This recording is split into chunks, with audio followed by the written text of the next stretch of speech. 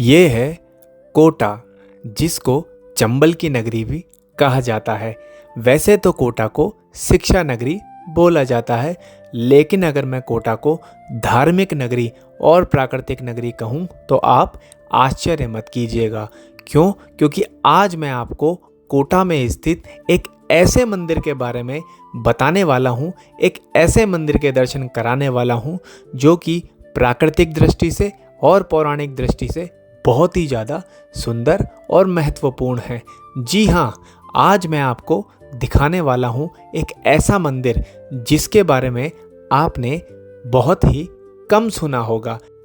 और जब आप उस मंदिर के दर्शन करेंगे और उस जगह के दर्शन करेंगे तो यकीन मानिए आपकी आंखें आश्चर्य से फटी रह जाएंगी। जी हाँ, मैं बात कर रहा हूँ भव्य और पौराणिक मंदिर गडरिया महादेव की, जो कि स्थित है मुकुंदरा टाइगर रिजर्व के अंदर। जी हाँ, घने जंगल के अंदर स्थित है। बहुत ही सुंदर और बहुत ही पुराना मंदिर गडरिया महादेव। गडरिया महादेव के लिए जाने के लिए हमने रास्ता चुना नयापुरा से हाईवे की तरफ, जो कि है चित्तौड़ हाईवे। पूरा रास्ता आपको 4 लेन हाईवे मिलने वाला है। आप जैसे ही 7 से 8 किलोमीटर आप हाईवे पे चलेंगे तो आपको ये मुकुंदरा टाइगर रिजर्व का रास्ता दिख जाएगा। फिर आपको ये पूरा कच्चा रास्ता मिलने वाला है। यहाँ से आप लगभग ज़्यादा नहीं 3 से 4 किलोमीटर आपको चलना पड़ेगा। जब आप 4 किलोमीटर का रास्ता जब आप पार कर लेंगे तब आपको एंट्री पॉइंट मिलेगा मुकुंदरा टाइगर रिजर्व का, जो कि रास्ता जाता है आगे घने जंगल में और वही आपको लेकर के जाएगा गडरिया महादेव। ये है एंट्री पॉइंट गडरिया महादेव की। यहाँ पे वन विभाग की चौकी लगी हुई है। यहाँ पे आपको एक अमाउंट है, उसकी आपको पर्ची कटानी पड़ेगी। आप एक बात याद रखिएगा, अगर आपके पास व्हीकल है तो उसका भी पैसा लगेगा और जो पर पर्सन है उसका भी आपका यहाँ पे पैसा लगने वाला है। तो अगर मैं अमाउंट के हिसाब से देखूँ तो थोड़ा सा महंगा है, लेकिन जब आप आगे मंदिर में पहुँचेंगे तब आपको यही अमाउंट बहुत ही कम लगेगा। जैसा कि ये जो बोर्ड है, इस बोर्ड के ऊपर पूरी रेट्स लिखी हुई है। तो जब मैं बता रहा था तो मुझे वन विभाग के जो पुलिस वाले हैं उन्होंने रोक दिया, बोला कि ये रेट गलत हैं। तो अगर रेट गलत हैं तो सरकार को सही रेट लगानी चाहिए। उसके बाद हम बढ़ गए आगे जंगल के अंदर हमारे मंदिर के दर्शन करने के लिए। जब आप यहाँ से आगे बढ़ें तो एक चीज़ को आप नोट ज़रूर कर लीजिएगा कि अगर आपको कुछ भी खाने पीने के लिए लेकर के आना है तो आप साथ में लेकर आइए, क्योंकि वहाँ पे आपको कुछ भी नहीं मिलेगा।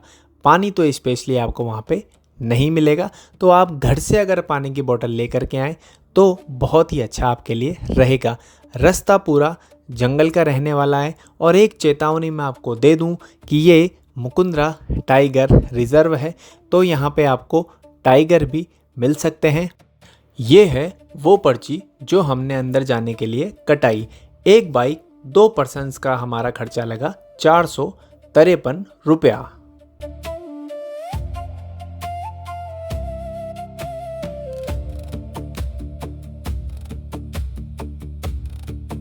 उसके बाद हम बढ़ गए आगे गडरिया महादेव के लिए और एक ऐसे प्राकृतिक नज़ारे के लिए जिसको देखने के बाद आप मुझे बहुत सारे लाइक देने वाले हैं।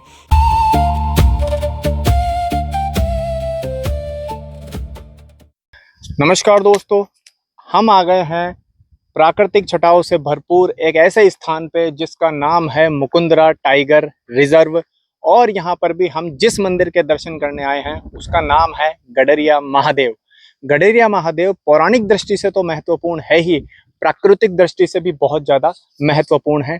मैं आपको मंदिर के दर्शन कराऊं, वहाँ के इतिहास के बारे में बताऊं, उससे पहले मैं आज आपको एक ऐसा नज़ारा दिखाने वाला हूँ जिसको देख करके आप बहुत सारे लाइक मुझे इस वीडियो पे देने वाले हैं। यकीन मानिए, जब आप उस नज़ारे को देखेंगे तो आपको ये लगेगा कि आप राजस्थान में नहीं हैं, आप किसी पर्वतीय इलाके में हैं। तो बिना टाइम वेस्ट किए अब मैं आपको प्रकृति का वो नज़ारा दिखाने वाला हूँ जिसके लिए आप मुझे भर भर के प्यार देने वाले हैं। फिर मैं आपको दर्शन कराऊंगा गडरिया महादेव के।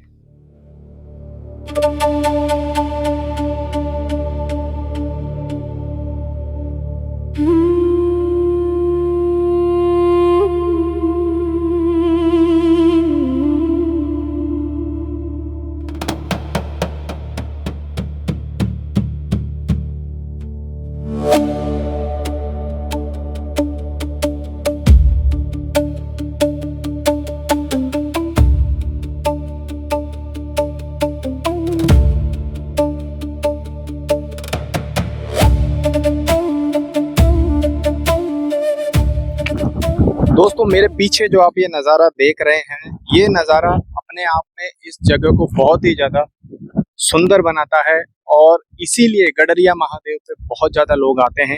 लेकिन मैं आपको जो आज मेरा भक्ति व्लॉग में बना रहा हूँ, उसमें मैं आपको ये बताऊंगा कि अब कि इस स्थान से ज़्यादा हमारे गडरिया महादेव कैसे सुंदर हैं। तो अब मैं आपको लेकर के चलता हूँ गडरिया महादेव के लिए, जहाँ के लिए हमको थोड़ा सा नीचे उतर करके जाना पड़ेगा। वहाँ का क्या इतिहास है वो मैं आपको आज बताने वाला हूँ। यहाँ से जब आप गडरिया महादेव के लिए जाएंगे तो आपको काफ़ी नीचे की तरफ उतर करके जाना पड़ेगा। बीच बीच में आपकी नज़र इस नज़ारे पे पड़ने ही वाली है, आप अपनी नज़रें हटा नहीं पाएंगे। यहाँ से जब आप आगे चलेंगे तो आपको लगभग बहुत सारी सीढ़ियाँ नीचे उतरनी पड़ेगी।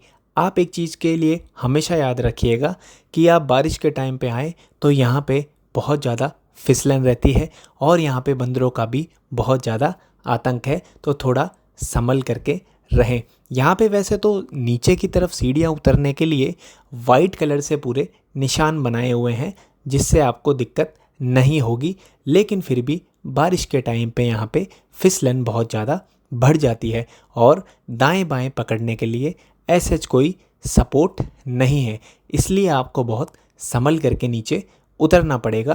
क्योंकि जो मंदिर का जो मुख्य स्थान है, जो मुख्य शिवलिंग है, वो काफ़ी नीचे उतर करके प्राकृतिक जगह पे है, जिसके अंदर आपको नीचे उतर करके जाना ही पड़ेगा। एक बात का ध्यान आप फिर से रखिए, जो कि मैं फिर से दोहरा रहा हूँ, आसपास पकड़ने के लिए ऐसे कोई सपोर्ट नहीं है, तो अपना ध्यान खुद रखिए तो ज़्यादा बेहतर रहेगा। वैसे ये जो प्राकृतिक नज़ारा है बार बार आपकी आंखों को उधर ही खींच करके ले करके जाएगा, इसमें कोई शक नहीं है। दोस्तों, इस स्थान से आपको लगभग 5 से 10 सीढ़ियाँ नीचे उतर करके आपको जाना पड़ेगा। और आप इस चीज़ का थोड़ा ध्यान रखिएगा कि यहाँ पे ऐसा कोई सेफ्टी कोई वॉल नहीं है, इसलिए आप जब भी नीचे उतरे तो थोड़ा ध्यान से उतरे। और यहाँ पे बंदरों का थोड़ा खतरा है, तो वो आप थोड़ा देख करके आएँ। और यहाँ से आपको नीचे जाना पड़ेगा और पीछे आप ये देखिए पूरा नज़ारा, जिसको देखने के लिए लोग बाग इतनी दूर दूर से गडरिया महादेव आते हैं। और मैं सरकार से ये रिक्वेस्ट करूंगा कि कोटा एक शिक्षा नगरी तो है ही, अगर इसको एज ए पर्यटन नगरी और अगर एज ए पौराणिक नगरी भी अगर इसको डेवलप करे तो यहाँ पे बहुत सारे ऐसे मंदिर और स्थान हैं जिनको लोग बाग दूर दूर से देखने के लिए आते हैं, लेकिन उनका प्रचार प्रसार नहीं हो पाता। तो चलिए अब मैं आपको दर्शन कराता हूँ गडरिया महादेव के।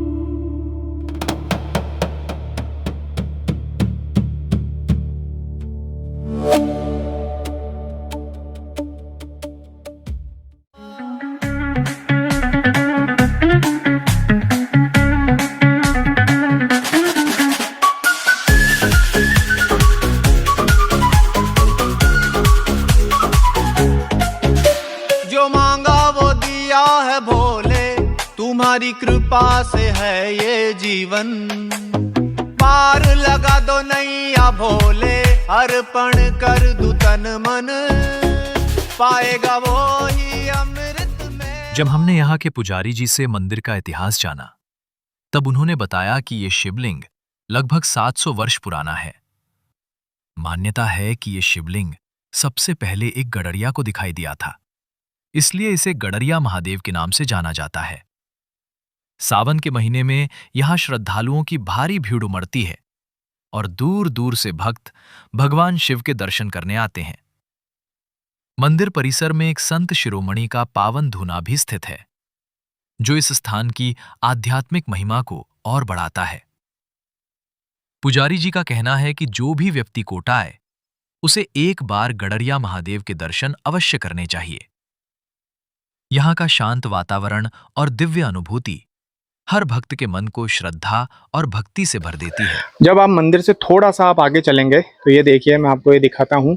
यहाँ पे एक ये प्राकृतिक झरना भी है और एक बहुत ही प्यारा सा ये गौमुख भी है। ये देखिए, यहाँ से हमारे जो बंदर महाराज हैं ये भी पानी पी रहे हैं। बारिश के टाइम पे बहुत अच्छा चलता है। तो और सबसे अच्छी बात, मंदिर के जस्ट सामने ही आपको ये वाला नज़ारा पूरा देखने को मिलेगा। यह है चंबल नदी, जो कि आगे यूपी में जाकर के यमुना में मिल जाती है। यहाँ पे इसका नाम चंबल है। और यकीन मानिए, मंदिर के सामने से इस नदी का जो दृश्य है वो बहुत ही विहंगम है, जो एक प्राकृतिक और एक पौराणिक दोनों चीजों को मिला देता है।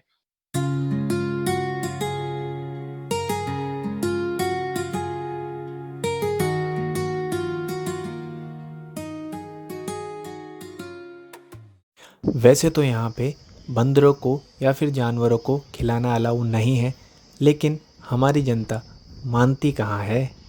आप लोगों से एक रिक्वेस्ट है कि ऐसे स्थान पे आते हो, पौराणिक स्थान पे आते हो, इतने सुंदर स्थान पे आते हो, तो यहाँ प्लास्टिक कचरा मत फैलाओ। यहाँ पे जगह जगह कचरा पात्र रखे हैं, लेकिन इतने अनपढ़ लोग हैं कि वो इस बॉटल को उठा करके इस कचरा पात्र में नहीं डाल सकते। ध्यान रखो यार प्लीज़। दोस्तों, गडरिया महादेव की जो दूरी है कोटा से, जब मैं आया तो लगभग 25 किलोमीटर से ज़्यादा नहीं है। लेकिन आप ये सोचिए कि कोटा से सिर्फ 25 किलोमीटर की दूरी पे इतना सुंदर स्थान हो सकता है, इतना पुराना शिव मंदिर हो सकता है। तो यकीनन जब आप कोटा आएँ तो आप एक बार गडरिया महादेव ज़रूर आएँ। ये मैं आपको गारंटी देता हूँ कि आना आपका 100% वर्थफुल रहने वाला है। अब मैं आपको ये बता देता हूँ कि आप आएँ कैसे। कोटा से अगर आप आते हैं तो कोटा स्टेशन से आपको किसी भी स्थान से कोटा के लिए आपको ट्रेन मिल जाएगी। जयपुर से आप बाई रोड भी आ सकते हैं कोटा से आप बाइक, टैक्सी रेंट पे करके आप आ सकते हैं। लगभग 200 से 250 रुपये उसका किराया लगता है। अगर आप 4 व्हीलर करके लेके आते हैं तो आपसे जो ड्राइवर है 1000 से 1200 रुपये लेगा। लेकिन आप इस स्थान पे 2 से 3 घंटे के अंदर घूम सकते हैं।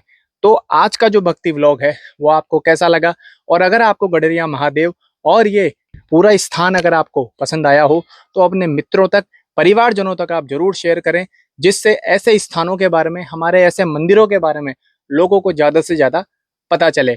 अब मैं आपसे मिलूंगा फिर एक नए मंदिर के साथ, नए वीडियो के साथ।